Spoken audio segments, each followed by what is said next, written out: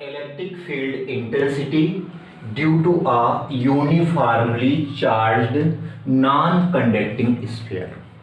ये एक स्फीयर है और स्फीयर सॉलिड स्फीयर है। ये एक सॉलिड स्फीयर है, इसकी रेडियस कैपिटल आर है और ये स्फीयर क्या है, नॉन कंडक्टिंग है, जिसको कुचालक कहते हैं। कुचालक ठोस गोला है। इस ठोस गोले के कारण, स्फीयर के कारण हमें 3 पॉइंट पर intensity of electric field find करनी है at an external point. At an external point, बेटा ये स्फीयर है, स्फीयर के बाहर जब हम कोई पॉइंट ले लेते हैं तो उसको बोलते हैं at an external point. Second क्या है, at the surface of sphere. ये जो स्फीयर सॉलिड स्फीयर है, सॉलिड स्फीयर नॉन कंडक्टिंग है, इसके सरफेस पर पता करना है। और तीसरा जो पॉइंट है एट एन इंटरनल पॉइंट, ये स्फीयर है, इस स्फीयर के अंदर हमें इंटरनल साइड में intensity of electric field find करनी है। ये 3 कंडीशन है, 3 कंडीशन में हमें intensity of electric field find करनी है। किसके लिए? ये आपका सॉलिड स्फीयर है और सॉलिड स्फीयर कैसा है, नॉन कंडक्टिंग है। पहले हमें फर्स्ट पॉइंट पर बाहर, दूसरा इसके सरफेस पर और तीसरा इसके इंटरनल पॉइंट पर, किसी पॉइंट पर। अब देखिए फर्स्ट हम प्रूवमेंट करने जा रहे हैं एट एन एक्सटर्नल पॉइंट। ये हम एट एन एक्सटर्नल पॉइंट पर करने जा रहे हैं, ये फर्स्ट है। जब हम एट एन एक्सटर्नल पॉइंट पर करने जा रहे हैं तो बेटा ये स्फीयर है, इस पर चार्ज है। जब ये नॉन कंडक्टिंग है तो जो भी चार्ज रहता है वो सारा का सारा चार्ज इसके पूरे के पूरे वॉल्यूम में डिस्ट्रीब्यूटेड रहता है। जो इसका वॉल्यूम है वो पूरे के पूरे वॉल्यूम में डिस्ट्रीब्यूटेड रहता है। यहां पर जो चार्ज डेंसिटी आएगी उस चार्ज डेंसिटी का नाम हम बोलेंगे volume charge density. Volume charge density is denoted by rho. Volume charge density is denoted by rho. Rho equal to होता है Q by capital V। Rho equal to होता है Q by capital V। Then Q equal to क्या हो जाएगा, rho into capital V। तो Q equal to rho into capital V।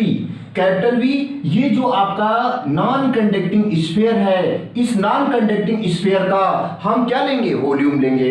तो इसका जो वॉल्यूम आता है 4/3 पाई कैपिटल R क्यूब। ये बेटा स्मॉल q की वैल्यू इतनी हो गई। देखिए रो इक्वल टू होता है Q बाई कैपिटल V। ये इसको हम कहते हैं वॉल्यूम चार्ज डेंसिटी। तो चार्ज को जब वॉल्यूम से डिवाइड कर देते हैं तो उसको वॉल्यूम चार्ज डेंसिटी कहते हैं। इसकी जो यूनिट होगी कूलाम पर मीटर क्यूब होगी। क्या होगी, कूलाम पर मीटर क्यूब। किसकी यूनिट, रो की। रो को बोलते हैं वॉल्यूम चार्ज डेंसिटी। तो यहां से Q इक्वल टू आ जाएगा रो इंटू कैपिटल V। तो रो वैसे रहेगा, कैपिटल V की लोकेशन पर 4/3 पाई R क्यूब। ये इक्वेशन नंबर 1 बना देंगे।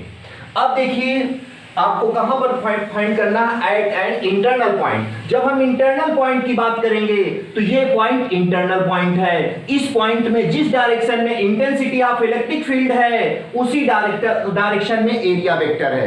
एरिया वेक्टर और इंटेंसिटी ऑफ इलेक्ट्रिक फील्ड दोनों सेम डायरेक्शन में हैं। इसका मतलब ये हुआ इन दोनों के बीच जो एंगल होगा वो 0 डिग्री का एंगल होगा। According to the definition of electric flux, तो फाई इक्वल टू होता है E delta A vector E dot vector delta A। E और डेल्टा A दोनों सेम डायरेक्शन में हैं। E और डेल्टा A दोनों सेम डायरेक्शन में हैं। इनके बीच का एंगल क्या है, 0 degree. Phi equal to E delta A और कॉस क्या कर देंगे, थीटा। यहां पर देखते हैं ये आपका E intensity of electric field है, डेल्टा ए एरिया वेक्टर है, दोनों के बीच का एंगल 0 डिग्री है। तो थीटा की जगह पर हम क्या पुट कर देंगे, 0। तो फाई इक्वल टू आ जाएगा E डॉट डेल्टा ए और यहां लिख देंगे cos 0 degree. Phi equal to E dot delta A. cos 0 value क्या होती है, 1 होती है। अब ऐसे केस में यहां पर फाई ई की लोकेशन पर, इस फाई ई की लोकेशन पर हम क्या पुट कर देंगे, according to the Gauss theorem. According to the Gauss theorem हमने बताया था कि फाई ई की वैल्यू होती है Q by epsilon naught. According to the Gauss theorem phi E equal to Q by epsilon naught equal to होता है ई into delta ए। ये किससे कहां से रखेंगे? According to the Gauss theorem, Gauss law. अब देखिए ये आपका क्यू ऐसे रहेगा by epsilon naught equal to E delta A की जगह पर इस जो आपका नॉन कंडक्टिंग स्फीयर है इसका सरफेस एरिया लेंगे। इसका हम क्या ले लेंगे? इसका सरफेस एरिया ले लेंगे नॉन कंडक्टिंग स्फीयर का। जब इसका हम सरफेस एरिया की बात करते हैं तो इसका surface area 4 pi capital R square होता है। देखिए यहां पर थोड़ा सा, अब डेल्टा ए की बात करते हैं तो डेल्टा ए कहां पर है? यहां। इसका सरफेस एरिया ले लेंगे तो इसका सरफेस एरिया आ जाएगा आपका 4 पाई स्मॉल आर स्क्वायर। लिख देंगे delta A equal to 4 pi small r square. नीचे लिखेंगे। अब देखिए ये यहां पर मल्टीप्लाई में है, इधर डिवाइड में चला जाएगा तो क्यू बाई ये आपका 4 पाई एप्सिलॉन नॉट ये है आर स्क्वायर इक्वल टू ई। ये ई आ गया। अब थोड़ा सा इधर देख लीजिए, ई इक्वल टू इसको व्यवस्थित थोड़ा सा लिख दें, अच्छा देखने में लगे तो इसको क्यू अब by 4 pi epsilon naught r square लगा है तो इसको 1 by 4 pi epsilon naught Q by क्या लिख सकते हैं? R square. ये आपका इक्वेशन फर्स्ट बन गया।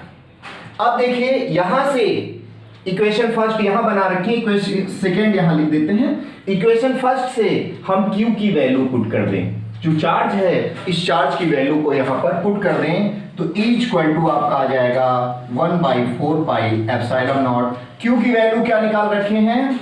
रो into 4 pi capital R cube, नीचे क्या जाएगा 3, नीचे यहां पर क्या लिखा है? Small r square. ऐसे केस में 4 पाई से 4 पाई को कैंसिल कर देंगे। E इक्वल टू क्या बचेगा? Rho by epsilon naught into ये क्या बचा? R cube by 3r square. ये आपका intensity of electric field at an external point आ गई। Electric field intensity due to a uniform charge non conducting sphere की एट एन इंटरनल पॉइंट पर ये आपकी इंटेंसिटी आ गई। ये पूरा आप लोग स्क्रीनशॉट करना चाहें तो कर लें। अब देखिए आपको सेकेंड केस में कहां पर फाइंड करना है इंटेंसिटी ऑफ इलेक्ट्रिक फील्ड? ये जो स्फीयर है इसके सरफेस पे फाइंड करना है।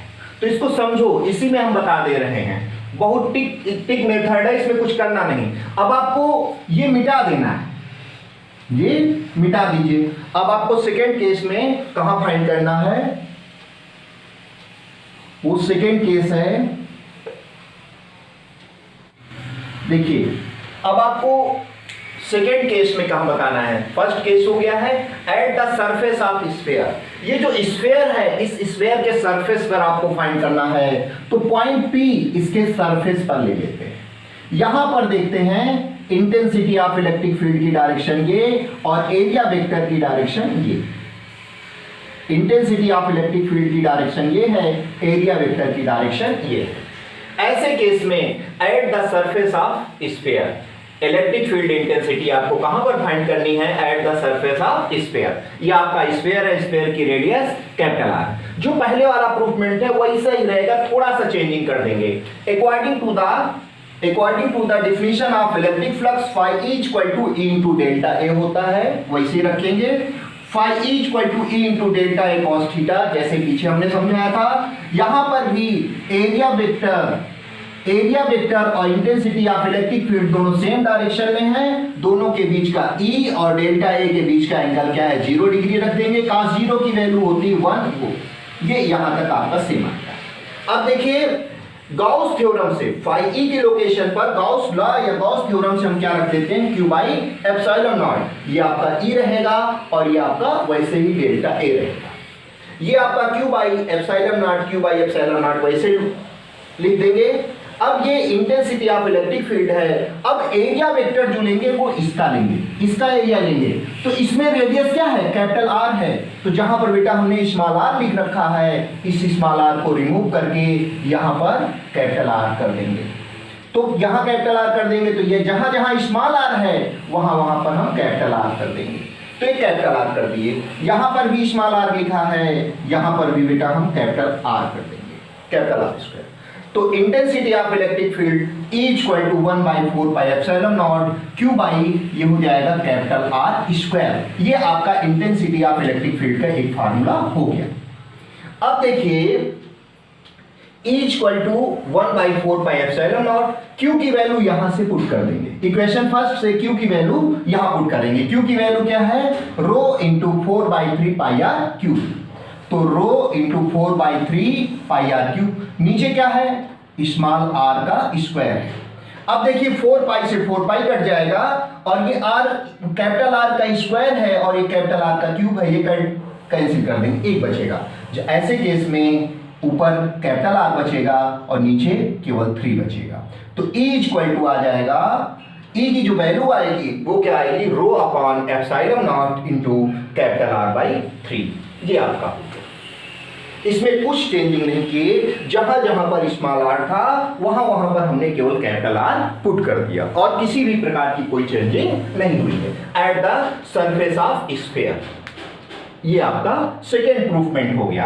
अब थर्ड प्रूफमेंट में ये जो स्फीयर है इसके इंटरनल में कोई पॉइंट ले लेंगे और वहां पर इंटेंसिटी ऑफ इलेक्ट्रिक फील्ड या इलेक्ट्रिक फील्ड इंटेंसिटी वहां पर भी फाइंड करेंगे। At an internal point electric field intensity आपको फाइंड करना है at an internal point. Internal point का मतलब ये हो गया जैसे ये आपका स्फीयर है, कैसा स्फीयर है, नॉन कंडक्टिंग स्फीयर है और यूनिफॉर्मली चार्ज्ड है।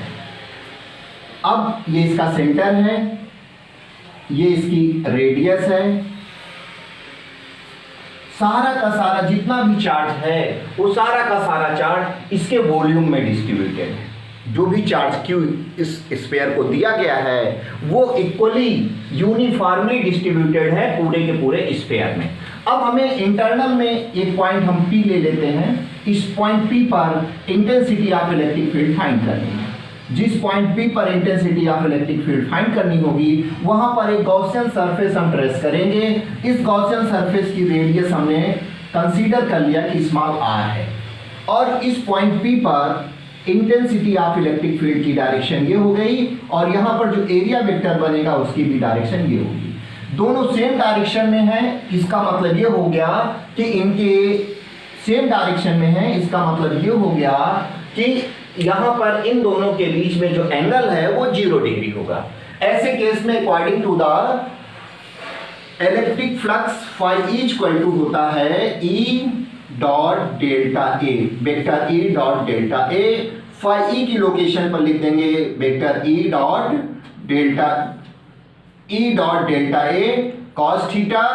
फाई E की location phi equal to E dot delta A cos 0 degree रख देंगे और कॉस 0 की वैल्यू आपको पता है E डेल्टा ए कॉस 0 की वैल्यू 1 होती है। अब यहां पर according to the Gauss theorem यहां पर फाई E की लोकेशन पर Q बाई एप्सिलॉन नॉट लिख देंगे E डेल्टा ए। ये डेल्टा ए हम एरिया इसका ले रहे हैं, गॉसियन सरफेस का ले रहे हैं, इसकी रेडियस क्या है, स्मॉल r है। ऐसे केस में Q by epsilon naught equal to E into 4 pi small r square. ये इधर मल्टीप्लाई में ही इधर किस में चला जाएगा, डिवाइड में। तो Q by 4 pi epsilon naught into r square equal to क्या आ जाएगा, E। तो E इक्वल टू आ जाएगा, इसको थोड़ा सा एडजस्ट करके लिख देंगे, E equal to 1/4 pi epsilon naught Q by r square. ये आपका एक फार्मूला बन गया। अब यहां पर हमने जो चार्ज लिया है, देखिए एक चीज और एडजस्ट करना पड़ेगा। यहां पर जो चार्ज होगा, इस पूरे स्फीयर में जो चार्ज होगा वो Q होगा। पूरे स्फीयर में चार्ज कितना होगा, Q होगा। लेकिन स्फीयर के इंटरनल पॉइंट पर यहां पर जो चार्ज होगा हम ये मान लें कि चार्ज क्या है, Q डैश है। जब हम Q डैश मान लेंगे तो यहां पर हम Q डैश लिख देंगे, यहां क्या लिख देंगे, Q डैश। ये आपका आ गया, ये Q डैश आ गया। अब देखिए इस Q डैश की वैल्यू कैसे कंसीडर करेंगे। यहां पर जो चार्ज डेंसिटी होगी उस चार्ज डेंसिटी को हम क्या कहेंगे, वॉल्यूम चार्ज डेंसिटी। जितनी चार्ज डेंसिटी इस स्फीयर की होगी वही चार्ज डेंसिटी इस स्फीयर की भी होगी। इसकी चार्ज डेंसिटी को यदि हम रो कंसीडर कर रहे हैं तो इसकी चार्ज डेंसिटी को रो डैश कंसीडर करेंगे, लेकिन दो की दोनों चार्ज डेंसिटी क्या होंगी, इक्वल होंगी। रो इक्वल टू रो डैश। रो इस पूरे स्फीयर की चार्ज डेंसिटी है और जो आपने ये स्फीयर बनाया है इसकी चार्ज डेंसिटी रो डैश हम कंसीडर कर रहे हैं। तो रो की लोकेशन पर हम लोग लिखते हैं Q बाई कैपिटल B। ये Q ये टोटल चार्ज है और कैपिटल B टोटल वॉल्यूम है, और जो Q डैश है, Q डैश इसके लिए है, Q डैश इसके लिए है, तो इसका चार्ज Q डैश हो जाएगा। और ये स्फीयर थोड़ा छोटा है, इसकी वॉल्यूम को V डैश से लिख दें। इसकी वॉल्यूम को किससे डिनोट कर दें, V डैश से। अब हमें फाइंड क्या करना है, Q dash, value of Q dash. क्या फाइंड करना है, वैल्यू ऑफ Q डैश। अब ये V डैश यहां पर डिवाइड में इधर मल्टीप्लाई में चला जाएगा, Q into V dash upon capital V equal to Q dash. तो Q वही रहेगा, ये V dash volume of this sphere, जिसे हम गॉसियन स्फीयर कंसीडर कर रहे हैं, वॉल्यूम ऑफ दिस स्फीयर, ये V dash 4/3 pi small r cube. और ये capital V volume of this sphere, volume of this sphere 4/3 pi capital R cube equal to Q dash. तो देखिए यहां से ये 4/3 कैंसिल हो जाएगा, तो अब Q डैश की वैल्यू क्या आ जाएगी, Q small r cube by capital R cube. तो Q डैश की वैल्यू क्या आ गई, Q small r cube by capital R cube. ये Q डैश की वैल्यू आ गई। Q डैश की वैल्यू को पुट कर देंगे इक्वेशन नंबर फर्स्ट में। ये Q dash equation number first है, यहां पर Q डैश की वैल्यू को पुट कर दीजिए। जब Q डैश की वैल्यू को पुट करेंगे तो देखिए क्या आ जाएगा, putting the value of Q dash in equation first. Equation first क्या है, equal to 1/4 pi epsilon naught Q dash by small r square. ये Q डैश की वैल्यू, अब Q डैश की ये पूरी वैल्यू, ये इक्वेशन फर्स्ट है, Q डैश की वैल्यू यहां पुट कर दीजिए। तो इक्वल टू आ जाएगा 1/4 pi epsilon naught, Q dash की वैल्यू कितनी है, Q r cube by capital R cube, Q r cube by capital R cube into ये स्मॉल r स्क्वायर है, स्मॉल r स्क्वायर। अब इसको कैंसिल कर देंगे तो इक्वल टू आ जाएगा 1/4 pi epsilon naught Q small r by capital R cube. ये बेटा इसका सेकेंड फार्मूला बन गया। जब आपको देखिए हमें Q डैश तो पता नहीं होगा, टोटल चार्ज पता होगा, टोटल चार्ज यहां रख देंगे।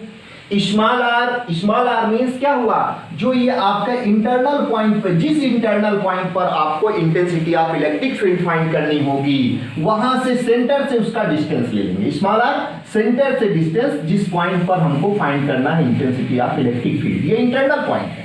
और capital R radius of sphere को डिनोट करेगा। ये इक्वेशन, ये फार्मूला 1 था, ये फार्मूला 2 है। अभी इसका एक और फार्मूला हमें बताना है, इसको स्क्रीनशॉट करना है तो कर लीजिए आप लोग।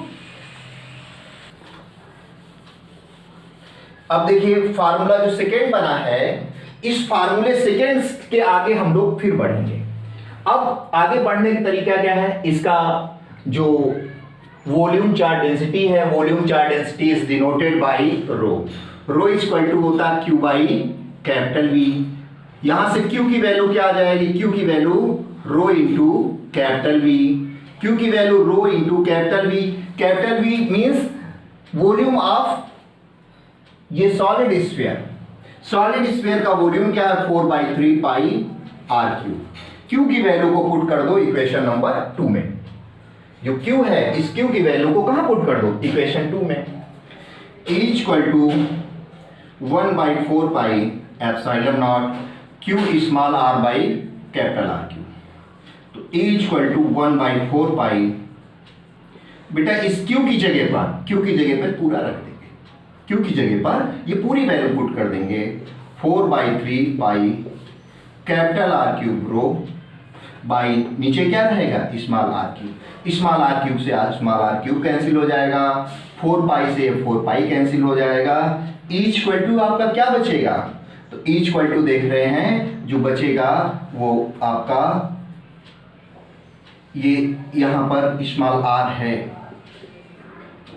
जो बचेगा वो है rho by epsilon naught small R by 3, ये आपका है।